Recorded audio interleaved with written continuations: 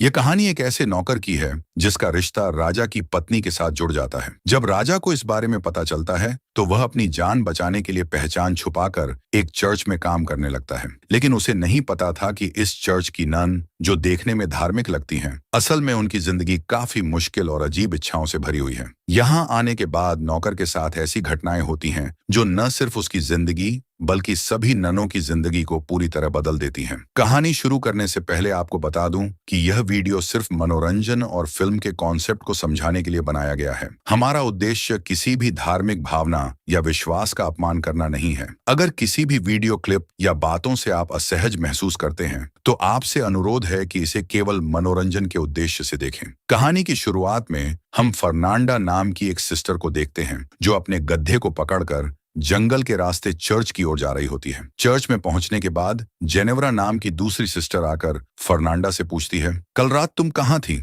Fernanda जवाब देती है, हमेशा की तरह कल रात भी मेरा गधा भाग गया था और उसे ढूंढते ढूंढते सुबह हो गई। इस पर जेनेवरा कहती है, मैं तो हर रोज गेट अच्छे से लॉक करती हूँ, फिर यह हर रात भाग कैसे जाता है? दोनों इसी बात पर चर्चा कर रही होती हैं। तभी चर्च का माली लुरको आकर उन्हें गुड मॉर्निंग कहता है, लेकिन दोनों उसे डांटकर वहां से भगा देती हैं। इसके बाद अगले सीन में सभी सिस्टर्स चर्च में जाकर सुबह की प्रार्थना करती हैं। प्रार्थना के बाद चर्च की सुपीरियर सिस्टर मरिया फर्नांडा से पूछती हैं, तुम कल रात कहाँ थी? इस पर फर्नांडा जवाब देती है, कल रात मेरा गधा फिर से भाग गया था और मैं उसे ही पकड़ने गई थी। यह सुनकर सिस्टर मरिया कुछ नहीं कहती। अब इस गधे का बार बार भागने का कारण कुछ और ही है जो हमें आगे पता चलेगा। दूसरी तरफ हम अलेसांद्रा नाम की एक और सिस्टर को देखते हैं जो अपने कमरे में बैठकर सिलाई कर रही होती है। वह बहुत उदास थी क्योंकि वह चर्च में नहीं रहना चाहती थी। वह बाहर जाकर अपनी जिंदगी को अच्छे से जीना चाहती थी। दूसरी ओर हम सिस्टर जेनेवरा को देखते हैं जो सिस्टर मरिया के साथ कुछ बातचीत कर रही होती है। तभी एक किताब में उसे एक तस्वीर दिखाई देती है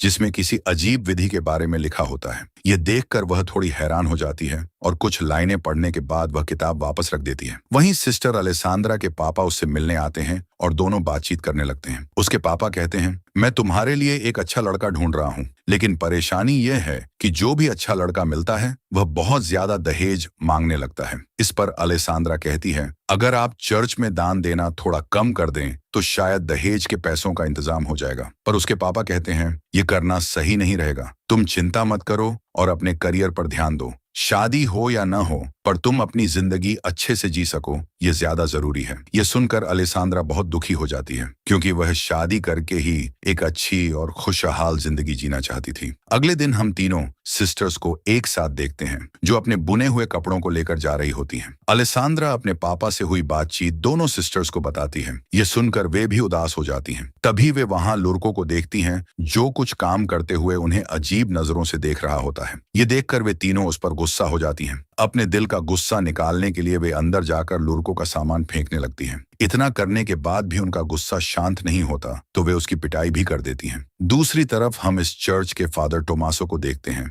जो सिस्टर्स के बुने हुए कपड़े बाजार लेकर जाने के लिए निकलते हैं। रास्ते में लुरको उनसे मिलता है और कहता है, मुझे माफ कर दीजिए फादर, अब मैं इस चर्च में काम नहीं करना चाहता। इस पर फादर उसे समझाते हैं, अब आगे से ऐसा कुछ नहीं होगा, लेकिन लुरको उनकी बात नहीं मानता और वहां से चला जाता है। इसके बाद हम चर्च से कुछ मील दूर एक घर में लॉर्ड ब्रूनो नाम के एक जमींदार को देखते हैं जो अपनी पत्नी फ्रांसिस्का के साथ खाना खाते हुए बातें कर रहा होता है। लेकिन फ्रांसिस्का का ध्यान उनके नौकर मसेटो की तरफ होता है और मसेटो भी अपनी मालकिन को देख रहा होता है। दोनों को देखकर ऐसा लग रहा था कि उनके बीच कोई चक्कर है। फिर रात होते ही हम देखते हैं कि फ्रांसिस्का और मसेटो बिस्तर पर एक राउंड खत्म कर चुके होते हैं। फ्रांसिस्का कहती है, मेरा पति मुझे खुश नहीं कर पाता, उसे बस अपनी शान और शौकत की बातें करनी आती हैं। इसके बाद दोनों दूसरे राउंड के लिए तैयार होने लगते हैं। तभी कमरे में ब्रूनो के आने की आवाज सुनकर मसेटो खिड़की से कूदकर भागने की कोशिश करता है, लेकिन ब्रूनो आकर उसे पीछे से देख लेता है और उसका पीछा करते हुए सभी नौकरों के घर में चला जाता है। मगर मसेटो पहले ही वहां पहुंचकर सोने का नाटक करने लगता है। इसके बाद ब्रूनो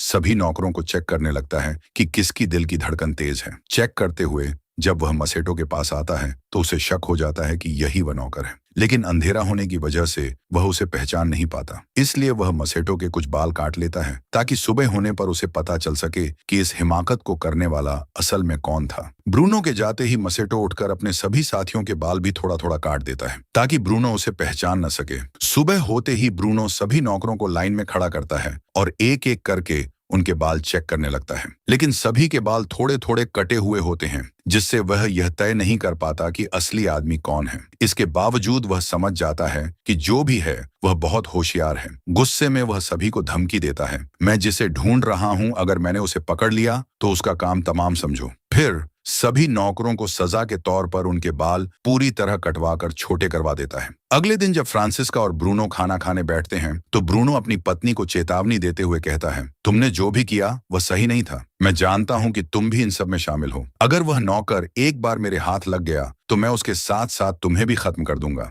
लेकिन फ्रांसिस्का ब्रूनो से बिल्कुल भी नहीं डरती और जवाब देती है, तुम ऐसा कुछ भी नहीं कर पाओगे। इसी बीच ब्रूनो अपनी पत्नी और मसेटो को इशारा करते हुए देखकर समझ जाता है कि वह नौकर मसेटो ही है। इसके बाद हम मसेटो को काम करते हुए देखते हैं और वहां फ्रांसिस्का भी होती है। वह मसेटो के पास आती है और उसके साथ जबरदस्ती करने की कोशिश करती है, लेकिन इस बार दूर से ब्रूनो उन्हें देख लेता है। गुस्से में आकर ब्रूनो अपने आदमियों से कहता है, मसेटो को पकड़कर मेरे पास लाओ। मसेटो यह देख लेता है कि ब्रूनो ने सब कुछ देख लिया है। अपनी जान बचाने के लिए वह वहां से भागने लगता है। ब्रूनो के आदमी भी उसके पीछे लग जाते हैं, लेकिन वे उसे पकड़ नहीं पाते। जंगल से होते हुए भागते भागते मसेटो काफी दूर निकल जाता है। वहां वह फादर टोमासो को देखता है। फादर बाजार जाने के रास्ते में थोड़ा वाइन पी लेते हैं और नशे की वजह से उनकी गाड़ी पलट जाती है। सारे कपड़े नदी में बह जाते हैं। मसेटो यह देखकर फादर की मदद करता है और सारे कपड़े वापस इकट्ठा कर देता है। इससे फादर बहुत खुश हो जाते हैं। जब उन्हें पता चलता है कि मसेटो का कोई घर नहीं है तो वह उसे अपने साथ चर्च में ले आते हैं। फादर मसेटो को कुछ खाने को देते हैं और कहते हैं, तुम्हें चर्च में गूंगे बहरे बनकर रहना होगा, नहीं तो चर्च की सिस्टर्स तुम्हें बहुत परेशान करेंगी। अगले दिन सुबह फादर मसेटो को सिस्टर मरिया से मिलवाते हैं और कहते हैं, मैं एक आदमी लेकर आया हूँ जो हर काम में माहिर है। यह गूंगा बहरा है, इसलिए इसे यहाँ लेकर आया हूँ ताकि यह लुर्को की जगह काम कर सके। ये सुनकर सिस्टर मरिया भी मसेटो को काम पर रख लेती हैं। उसी दिन से मसेटो काम पर लग जाता है, लेकिन सिस्टर एलेसांद्रा और फर्नांडा को यह नहीं पता होता कि मसेटो को काम पर रखा गया है। फर्नांडा उसे घुसपैठिया समझकर भागते हुए उसके पास आती है और कुल्हाड़ी दिखाकर डराने लगती है। वह उससे पूछती है, तुम कौन हो? तभी सिस्टर एलेसांद्रा सिस्टर मरिया को लेकर आती है। मरिया बताती है, यह हमारा नया माली है जिसका नाम मसेटो है और यह गूंगा बहरा है। मरिया की बात सुनकर फर्नांडा मसेटो को छोड़ देती है। इसके बाद हम सिस्टर मरिया और एलेसांद्रा को देखते हैं, जहां मरिया बताती हैं, तुम सिस्टर्स ने मिलकर जो कपड़े बुने थे उन्हें फादर से बाजार जाते समय लुटेरों ने जबरदस्ती छीन लिया। मुझे अफसोस है कि तुम लोगों की मेहनत बेकार चली गई। फिर मरिया आगे कहती हैं, अब से कपड़े बुनने का काम बढ़ाने के लिए हम कुछ और लोगों को भी ले आएंगे ताकि कम समय में ज्यादा कपड़े बनाए जा सकें। इसके बाद एलेसांद्रा को वायोला नाम की एक बूढ़ी नन के साथ कपड़े बनाने का काम करते हुए दिखाया जाता है। इस दौरान उसे कपड़े बनाने की फ्रेम टूट जाती है। फ्रेम को ठीक करवाने के लिए वह मसेटो के पास जाने लगती है। तभी सिस्टर जेनेवरा एलेसांद्रा को जाते हुए देख लेती है और छिपकर उस पर नजर रखने लगती है। एलेसांद्रा मसेटो से कहती है, इस फ्रेम को ठीक कर दो। मसेटो फ्रेम ठीक करने लगता है, लेकिन इस बीच एलेसांद्रा अपने दिल की भड़ास निकालने लगती है। वह कहती है, मैं यहाँ नहीं रहना चाहती और ना ही सिलाई का काम करना चाहती हूँ। मैं यहाँ से बाहर निकलकर अपनी जिंदगी अच्छे से जीना चाहती हूँ। मसेटो यह सब सुनते हुए भी कोई प्रतिक्रिया नहीं देता, क्योंकि वह सबके सामने गूंगा बहरा होने का नाटक कर रहा होता है। एलेसांद्रा को भी पता होता है कि मसेटो कुछ नहीं सुन पाएगा और ना ही किसी से कुछ कह पाएगा, इसलिए वह बेझिझक अपनी बातें कहती रहती है। रात के समय मसेटो के कमरे में फादर आते हैं और उससे पूछते हैं, आज का दिन कैसा गया? यहाँ की सिस्टर्स थोड़ी झगड़ालू हैं, जिससे काम करना थोड़ा मुश्किल हो सकता है। मसेटो जवाब देता है, हाँ, कुछ सिस्टर्स सच में काफी झगड़ालू हैं, लेकिन मैं अपना काम संभाल लूंगा। फादर कहते हैं, चिंता मत करो, वो तुम्हें नुकसान नहीं पहुंचाएंगी, लेकिन कुछ भी हो मुझे बताते रहना और उनके सामने गूंगा बहरा बने रहना ताकि वो तुमसे ज्यादा उलझे नहीं। वहीं दूसरी ओर फर्नांडा अपने कमरे में कुछ पढ़ रही होती है। तभी उसकी खिड़की पर कोई पत्थर फेंकता है। वह खिड़की खोलकर देखती है तो पता चलता है कि उसकी बचपन की दोस्त मार्ता उससे मिलने आई है। इसके बाद दोनों एलेसांद्रा के कमरे में जाती हैं। तीनों मिलकर वाइन पीने लगती हैं। कुछ देर बाद सिस्टर जेनेवरा भी वहां आ जाती है और फिर सभी मिलकर मजे करने लगती हैं। फिर ड्रिंक करते हुए वे रोमांटिक बातें करने लगती हैं। मार्ता उन्हें लड़कों के बारे में कई बातें बताने लगती है और कहती है कि एक खास जड़ी बूटी है जिसे सही तरीके से इस्तेमाल करके लड़कों को आकर्षित किया जा सकता है। यह सब सुनकर बाकी तीनों भी खूब मजे लेती हैं। अगले दिन जब मसेटो काम कर रहा होता है तो एलेसांद्रा वहां आती है। वह मसेटो से कहती है, मैंने तुम्हारे लिए यह रुमाल बनाया है। फिर वह रुमाल से मसेटो के पसीने पोंछने लगती है और उसके पास बैठकर उससे बातें करने करने लगती है। दरअसल पिछली रात मार्ता की रोमांटिक बातें सुनने के बाद एलेसांद्रा के मन में रोमांटिक ख्याल आने लगे थे। बातों बातों में वह अचानक मसेट को किस कर लेती है। मसेट भी इस मौके को बिना गवाए उसी समय एलेसांद्रा के साथ तूफान और भूकंप के मजे लेने लगता है। लेकिन तभी चर्च की घंटी बजती है, जिससे मसेट घबरा जाता है। एलेसांद्रा भी जल्दी से खुद को संभालती है और चर्च में प्रार्थना करने चली जाती है। लेकिन प्रार्थना के दौरान फर्नांडा एलेसांद्रा के स्कार्फ और नाखूनों में मिट्टी लगी हुई देखती है। अगले सीन में जेनेवरा और फर्नांडा कपड़े धो रही होती हैं। तभी वहां एलेसांद्रा आती है, जो बहुत खुश नजर आ रही थी। वह उनसे कहती है, कल रात बहुत मजा आया। फर्नांडा पूछती है, तुम यहाँ क्या कर रही हो और तुम्हारे कपड़े इतने गंदे कैसे हो गए? इस पर एलेसांद्रा जवाब देती है, मैं उस नए माली के कामों में हाथ बटा रही थी, जिससे कपड़े गंदे हो गए। यह सुनकर जेनेवरा और फर्नांडा को यकीन नहीं होता, क्योंकि एलेसांद्रा कभी कोई काम नहीं करती थी। लेकिन फर्नांडा, जो काफी चालाक थी, समझ चुकी थी कि एलेसांद्रा कुछ छिपा रही है। इसके बाद हम फर्नांडा और मार्ता को जंगल में देखते हैं। वे उस जड़ी बूटी को खोजती हैं, जिसका जिक्र मार्ता ने पहले किया था। कुछ देर की खोजबीन के बाद वे उस जड़ी बूटी को ढूंढ लेती हैं। फिर वे उसे उबालकर एक खास लिक्विड तैयार करती हैं, जिसके बाद मार्ता फर्नांडा की आंखों में उस लिक्विड की 2 बूंद डालती है और फिर उसकी उंगली में हल्का सा कट लगाकर थोड़ा खून लेकर उसके गालों पर लगाती है। लेकिन यह सब जेनेवरा छिपकर देख रही होती है। इसके बाद फर्नांडा और मार्ता मसेटो के कमरे में जाती हैं। फर्नांडा उसे चाकू दिखाकर डराती है। फिर दोनों मिलकर मसेटो को अपनी तरफ आकर्षित करने की कोशिश करने लगती हैं। मसेटो को यह सब काफी अजीब लगता है कि वे उसके साथ ऐसा क्यों कर रही हैं। लेकिन धीरे धीरे वह भी अपना कंट्रोल खो देता है। इसके बाद तीनों मिलकर इस तूफान और भूकंप का भरपूर मजा लेते हैं। फिर जब सब खत्म हो जाता है तो मार्ता और फर्नांडा वहां से बाहर आ जाती हैं। तभी बाहर उन्हें जेनेवरा मिलती है, जो उनसे पूछती है, तुम दोनों यहाँ क्या कर रही हो? इस पर वे उसकी बातों का खास जवाब नहीं देती और बहाना बनाकर वहां से चली जाती हैं। लेकिन जेनेवरा को समझ आ जाता है कि वे उससे कुछ छिपा रही हैं। अगली सुबह हेड फादर बिशप चर्च का दौरा करने आते हैं तो फादर टोमासो और सिस्टर मरिया उनका स्वागत करते हैं। दूसरी तरफ मसेटो एलेसांद्रा के कमरे में जाता है और दोनों एक बार फिर से तूफान और भूकंप के मजे लेने लगते हैं। लेकिन इसी बीच सिस्टर वायोला अचानक कमरे में आ जाती है।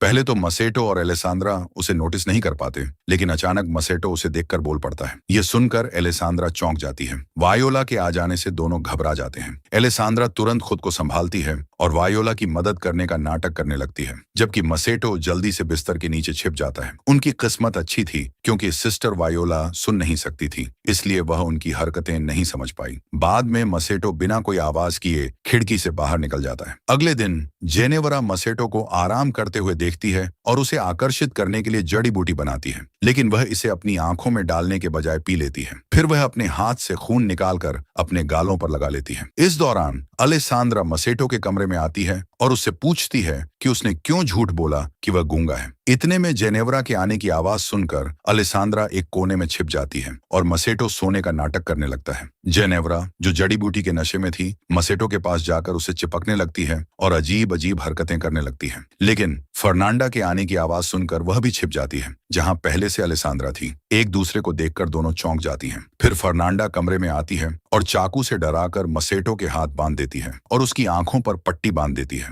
फिर वह उसे डराकर और धमकाकर जंगल की तरफ ले जाने लगती है, जबकि एलेसांद्रा और जेनेवरा छिपकर उनका पीछा करती हैं। फिर जब वे जंगल के बीच पहुंचते हैं, तब तक रात हो चुकी थी। वे देखते हैं कि जंगल के बीचों बीच आग जल रही है और वहां कई सारी लड़कियां बिना कपड़ों के नाच रही हैं। पास में मसेटो को भी बांध कर रखा हुआ था। एलेसांद्रा कहती है, ये लोग क्या कर रहे हैं? जेनेवरा कहती है, मैंने इस तरह की विधि के बारे में एक बार पढ़ा था, जिसमें इंसानों की बलि देकर कुछ लड़कियां चुड़ैल की शक्ति हासिल करती हैं। यहाँ पर हमें पता चलता है कि फर्नांडा रोज गधे के बहाने ये सब करने आती थी और अब मार्टा भी इसमें शामिल हो चुकी है। मार्टा और फर्नांडा मसेटो को बलि देने ही वाली होती हैं। तभी मसेटो डर के मारे बोल पड़ता है, मुझे छोड़ दो। ये सुनकर उन्हें भी समझ में आ जाता है कि मसेटो गूंगा बहरा नहीं है। वहीं नशे की हालत में जेनेवरा भी कपड़े उतारकर उन लड़कियों के साथ नाचना शुरू कर देती है। ये देखकर सभी लड़कियां भागने लगती हैं और मार्टा जाकर जेनेवरा से झगड़ने लगती है कि वह यहाँ क्यों आई है। इसी बीच फर्नांडा मसेटो को बलि देने वाली होती है। तभी एलेसांद्रा वहां पहुंचकर फर्नांडा से चाकू छीन लेती है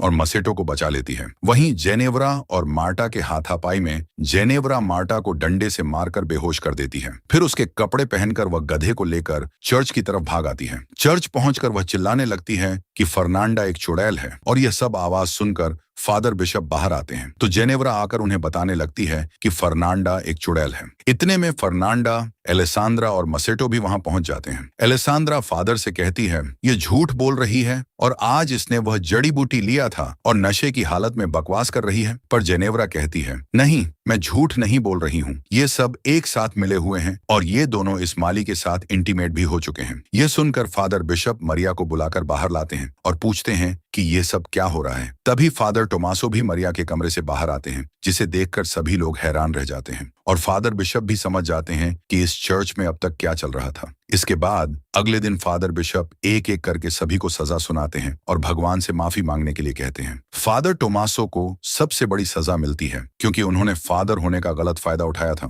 उन्हें सजा के तौर पर एक ऐसे आश्रम में भेज दिया जाता है जहां सिर्फ मर्द रहते हैं। मसेटो को फिर से लॉर्ड ब्रूनो के हवाले कर दिया जाता है, जहां लॉर्ड के सिपाही उसे बंदी बना लेते हैं। इसके बाद हम तीनों सिस्टर्स को देखते हैं जो एक दूसरे से माफी मांगती हैं। सिस्टर जेनेवरा भी फर्नांडा से कहती है मुझे माफ कर देना। फिर तीनों मसेटो के बारे में सोचने लगती हैं कि शायद लॉर्ड ब्रूनो उसे मार डालेगा, इसलिए वह उसे बचाने का एक प्लान बनाती है। उधर लॉर्ड ब्रूनो ने मसेटो को जेल में बंद कर दिया था और फिर वहां आकर कहता है मैंने अपनी वाइफ को कुत्तों और जंगली जानवरों के साथ बांध दिया है ताकि उसे दर्दनाक मौत मिले, और अब तुम्हारी बारी है, पर मैं तुम्हें नहीं मारूंगा, जिंदा रखकर उससे भी ज्यादा टॉर्चर करूंगा। यह कहकर वह वहां से चला जाता है। इसके बाद मसेटो उन सिपाहियों से रिक्वेस्ट करने लगता है कि वो उसे आजाद कर दें, लेकिन वो मना कर देते हैं और उल्टा उसका मजाक उड़ाने लगते हैं। फिर कुछ देर बाद एक कछुए पर जलती हुई मोमबत्ती देखकर सिपाही उसके पीछे पीछे चले जाते हैं। असल में उस कछुए को सिस्टर्स ने छोड़ा था और उनके जाते ही तीनों सिस्टर्स आकर मसेटो को बाहर निकाल लेती हैं और उसकी जगह एक पुतला रखकर मसेटो को सिस्टर्स के कपड़े पहना देती हैं। फिर उसे लेकर जंगल की तरफ भागने लगती है। वहीं मरिया को देखते हैं जो गधे को साथ लेकर टोमासो से मिलने आती है। दोनों बहुत खुश होते हैं क्योंकि उनके बीच प्यार हो गया था और वे एक दूसरे से दूर नहीं रह पा रहे थे। इतने में कुछ आवाजें सुनकर वे छुप जाते हैं और तभी फर्नांडा अपने गधे को वहां देखती है और हैरान होकर पूछती है